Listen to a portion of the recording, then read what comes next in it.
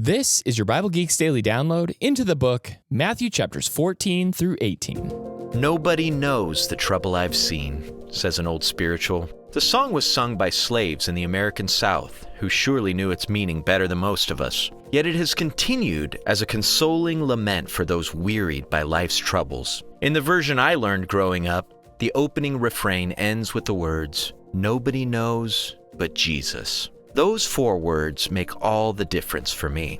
They remind us that even when we feel utterly alone, misunderstood, and burdened in a way no one else seems to see, there is one who knows what we're going through. In this week's readings, we see Jesus face a day of stress and sorrow. We'll watch mean-spirited people try to foil his noble goals, and even his closest friends seem to have the wrong idea about him, misunderstanding half the things he has to say and the things that he does. Jesus knows all about hard days. On Monday in Matthew chapter 14, the Lord gets news of a death in the family. His cousin and forerunner, John the Baptist, has been beheaded. Pay attention to how the day goes from there and imagine what it must have been like for Jesus.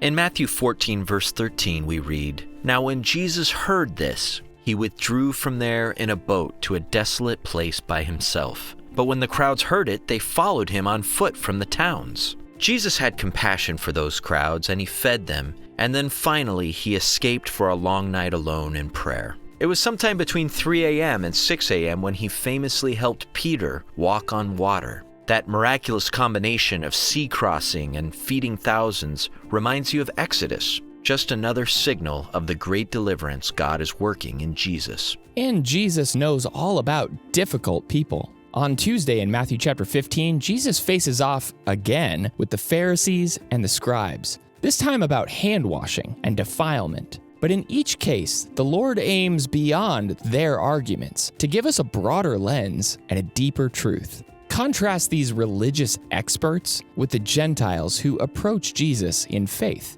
in Matthew chapter 15, verses 21 through 39. And finally, Jesus knows all about being misunderstood. On Wednesday in Matthew 16, those pesky Pharisees come again, now asking for a sign, as though Jesus hadn't given dozens of signs already. In this chapter, we find Jesus misunderstood by his disciples and even rebuked by Peter when he predicts his death. But don't let Peter's ignorance overshadow his extraordinary confession, the confession you and I cling to today. And then on Thursday in Matthew 17, the Lord's glory and authority are confirmed from on high at the Mount of Transfiguration. This series of events, Peter's confession, Jesus' predicted death, and the Transfiguration itself are at the center of Matthew's gospel.